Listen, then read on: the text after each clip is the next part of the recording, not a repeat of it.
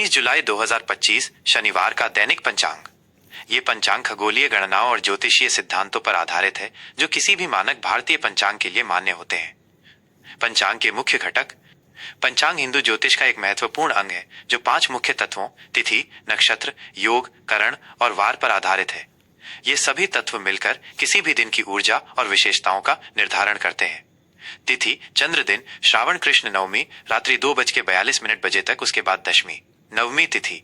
यह तिथि ऊर्जा और दृढ़ संकल्प से जुड़ी है। हालांकि कुछ ज्योतिषीय परंपराओं में इसे उग्र तिथि माना जाता है, जिससे नए और महत्वपूर्ण कार्यों को शुरू करने से बचने की सलाह दी जाती है। ये विशेषकर यात्रा, गृह प्रवेश और विवाह जैसे कार्यों के लिए अनुकूल नहीं मानी जाती है। हालांकि यह शत्रु पर विजय पाने या कानूनी मामलों को निपटाने के लिए प्रभावी हो सकती है।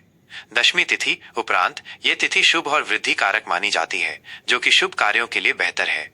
वार सप्ताह का दिन शनिवार। शनिवार ये दिन भगवान शनिदेव और हनुमान जी को समर्पित है। इस दिन दान पुण्य, विशेषकर लोहा, तेल, काले तिल या काले वस्त्रों का दान करना शुभ माना जाता है। शनिवार को न्याय, अनुशासन और कर्मों का फल देने वाला माना जाता है। कुछ लोग इस दिन नए कार्य शुरू करने से बचते हैं, लेकिन ये आध्यात्मिक साधना और पुराने अटके कार्यों को पूरा करने के लिए उत्तम है। नक्षत्र तारामंडल भरणी रात्रि 12:37 बजे तक, उसके बाद कृत्तिका।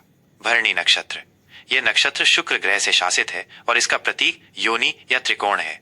यह ऊर्जा, इच्छा शक्ति, रचनात्मकता और परिवर्तन से जुड़ा है।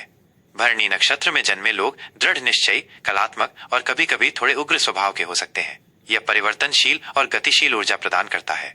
कृत्तिका नक्षत्र उपरांत यह नक्षत्र सूर्य द्वारा शासित है और इसका प्रतीक कुल्हाड़ी या छुरी है। यह अग्नि, शुद्धिकरण, तीक्ष्णता और दृढ़ता से जुड़ा है। कृत्तिका नक्षत्र में शक्ति, नेतृत्व और नई शुरुआत की ऊर्जा होती है, लेकिन यह कभी कभी संघर्ष या कठोरता भी ला सकता है। योग सूर्य और चंद्रमा की स्थिति। शूल योग रात्रि 12:55 बजे तक, उसके बाद गंड योग।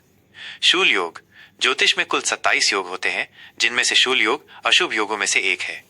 शूल का अर्थ कष्ट या पीड़ा होता है, इसलिए इस योग के दौरान महत्वपूर्ण निर्णय लेने, नए कार्य शुरू करने या यात्रा करने से बचने की सलाह दी जाती है। ये विघ्नों और बाधाओं का संकेत दे सकता है। गंड योग उपरांत यह भी अशुभ योगों में गिना जाता है। इस योग में किए गए कार्य अक्सर बिना किसी स्पष्ट कारण के बाधाओं का सामना करते हैं या उनमें विलंब होता है। करण तिथि का आधा भाग गर दोपहर 2:42 बजे तक, उसके बाद वणिज अगले दिन 1:28 बजे तक, उसके बाद विष्टि। गर करण यह एक शुभ करण है जिसे भूमि से संबंधित कार्यों जैसे कि कृषि, भवन निर्माण और जमीन खरीदने बेचने के लिए उत्तम माना जाता है। वणिज करण उपरांत ये करण व्यापार, वाणिज्यिक गतिविधियों, लेन देन और वित्तीय मामलों के लिए शुभ माना जाता है। विष्टिकरण भद्रा उपरांत विष्टिकरण को भद्रा के नाम से भी जाना जाता है और इसे ज्योतिष में सबसे अशुभ करणों में से एक माना जाता है। भद्रा काल में कोई भी नया, महत्वपूर्ण या शुभ कार्य शुरू नहीं करना चाहिए, क्योंकि ऐसा माना जाता है कि इस दौरान किए गए कार्य सफल नहीं होते या उनमें गंभीर बाधाएं आती हैं। विशेषकर विवाह, गृह प्रवेश और यात्रा जैसे कार्य वर्जित हैं। सूर्योदय और सूर्यास्त ये समय स्थानीय भौगोलिक स्थिति के अनुसार थोड़े भिन्न हो सकते हैं, लेकिन यहाँ सामान्य अनुमानित समय दिया गया है। सूर्योदय लगभग सुबह 5:35 बजे। सूर्यास्त लगभग शाम 7:19 बजे। शुभ और अशुभ मुहूर्त। मुहूर्त वह विशिष्ट समय अवधि होती है जब ग्रह नक्षत्रों की स्थिति किसी कार्य के लिए सबसे अनुकूल या प्रतिकूल होती है। अभिजीत मुहूर्त दोपहर 12 बजे से दोपहर 12:55 बजे तक, यह दिन का सबसे शुभ मुहूर्त माना जाता है। इस समय में किए गए सभी कार्य सफल होते हैं और शुभ परिणाम देते हैं। यदि आप कोई नया कार्य शुरू करना चाहते हैं, कोई महत्वपूर्ण निर्णय लेना चाहते हैं या कोई बड़ा सौदा करना चाहते हैं, तो ये समय उत्तम है। यह हर तरह के शुभ कार्यों के लिए अत्यंत फलदायी होता है। राहु काल सुबह 9:01 बजे से सुबह 10:44 बजे तक। राहु काल में कोई भी नया या शुभ कार्य शुरू नहीं करना चाहिए।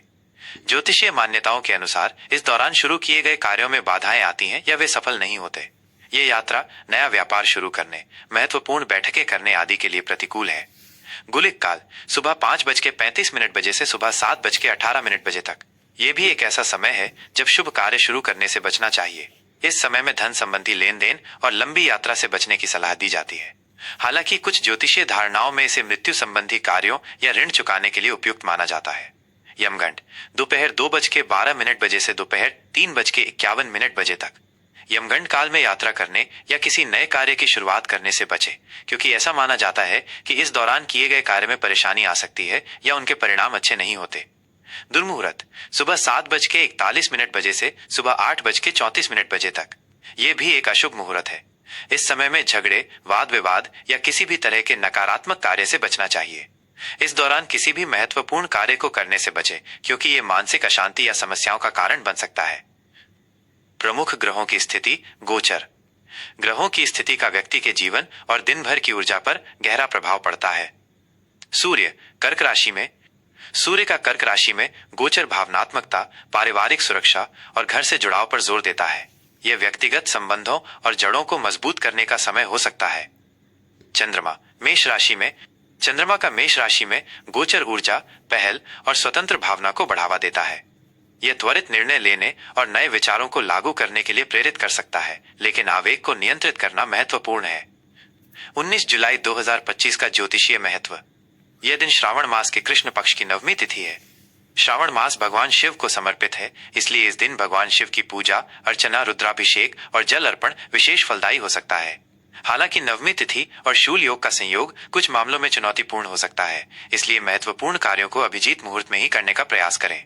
दिन का उत्तरार्ध, विशेषकर रात्रि 12:37 बजे के बाद, जब नक्षत्र और योग में परिवर्तन होता है, ऊर्जा में कुछ बदलाव ला सकता है।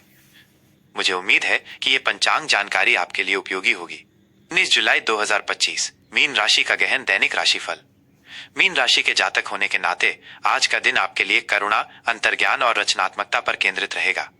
आप अपनी स्वाभाविक संवेदनशीलता और सहानुभूति के साथ दूसरों की मदद करने के लिए तत्पर रहेंगे। आध्यात्मिक चिंतन और कलात्मक अभिव्यक्तियां आज विशेष रूप से प्रबल रहेंगी। करियर और व्यावसायिक जीवन। कार्यक्षेत्र में आज का दिन शांत और चिंतनशील रह सकता है। आप अपने काम को लगन और समर्पण के साथ पूरा करेंगे। आपकी सहज ज्ञान और रचनात्मकता आपको समस्याओं का अनूठा समाधान खोजने में मदद करेगी। यह समय आत्मचिंतन और अपनी क्षमताओं को निखारने के लिए अच्छा है। सहकर्मियों के साथ आपके संबंध सौहार्दपूर्ण रहेंगे और आप दूसरों के प्रति सहायक रहेंगे। यदि आप व्यवसाय में हैं, तो आज का दिन कला, परामर्श या चिकित्सा से संबंधित क्षेत्रों में प्रगति के अवसर ला सकता है। नए निवेश या बड़े सौदों में प्रवेश करने से पहले गहन शोध और अपनी अंतरात्मा की आवाज को सुनना महत्वपूर्ण है। आर्थिक स्थिति और धन प्रबंधन। आर्थिक मोर्चे पर आज का दिन मिश्रित परिणाम लेकर आएगा। आपकी आय के नियमित स्रोत बने रहेंगे, लेकिन आपको कुछ अप्रत्याशित खर्चों का सामना करना पड़ सकता है, विशेषकर दान, धर्मार्थ कार्यों या कलात्मक परस्यूट्स पर। अपनी वित्तीय योजनाओं की समीक्षा करें और अनावश्यक जोखिम लेने से बचें। यह समय बचत बढ़ाने और अपने वित्तीय लक्ष्यों को स्पष्ट करने के लिए अच्छा है। किसी भी बड़े वित्तीय निर्णय में जल्दबाजी न करें और सभी पहलुओं पर विचार करें। आध्यात्मिक या परोपकारी कार्यों में धन खर्च करने से आपको मानसिक संतुष्टि मिलेगी। संबंध और सामाजिक जीवन। व्यक्तिगत और सामाजिक संबंधों में आज आप भावनात्मक रूप से अधिक संवेदनशील रहेंगे। आप अपने प्रियजनों के प्रति गहरी करुणा और सहानुभूति महसूस करेंगे। जीवन साथी या प्रेमी प्रेमिका के साथ संबंध प्रेमपूर्ण और समझदार रहेंगे। आप उनके साथ अपनी भावनाओं और सपनों को साझा करने में आनंद महसूस करेंगे। पारिवारिक जीवन में शांति और सामंजस्य रहेगा। आप अपने प्रियजनों के लिए त्याग करने में संकोच नहीं करेंगे। सामाजिक मेलजोल में आप उन लोगों के साथ समय बिताना पसंद करेंगे जो आपकी भावनाओं को समझते हैं और आपको भावनात्मक समर्थन देते हैं। नए लोगों से मुलाकात हो सकती है जो आपके आध्यात्मिक या रचनात्मक हितों को साझा करते हैं। स्वास्थ्य और कल्याण। स्वास्थ्य के दृष्टिकोण से आज आपको अपने पैरों, टखनों और रोग प्रतिरोधक क्षमता पर विशेष ध्यान देना होगा, क्योंकि मीन राशि के जातक इन क्षेत्रों के प्रति संवेदनशील होते हैं।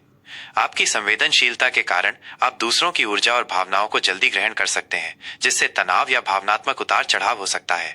पर्याप्त नींद लेना और अपने शरीर को आराम देना अत्यंत महत्वपूर्ण है। अपनी दिनचर्या में नियमित व्यायाम जैसे योग, ध्यान या तैराकी शामिल करें। अपनी ऊर्जा को सही दिशा में लगाएं और खुद को अत्यधिक थकाने से बचें। संगीत सुनना या कलात्मक गतिविधियों में शामिल होना आपको मानसिक शांति और आंतरिक संतुलन प्रदान करेगा। आज के लिए विशेष सलाह और उपाय। अपनी अंतर्ज्ञान और सहज ज्ञान पर भरोसा करें, लेकिन भ्रम से बचें। रचनात्मकता और कलात्मक अभिव्यक्तियों को बढ़ावा दें। शनिवार के दिन शनिदेव को प्रसन्न करने के लिए शनि मंत्र ओम शनिश्चराय नमः का जाप करें। गरीबों और जरूरतमंदों को दान करना, विशेषकर भोजन या दवाइयां, आपके लिए अत्यंत शुभ फलदायक होगा। अपने आसपास की नकारात्मक ऊर्जा से बचने के लिए सकारात्मक विचारों पर ध्यान दें।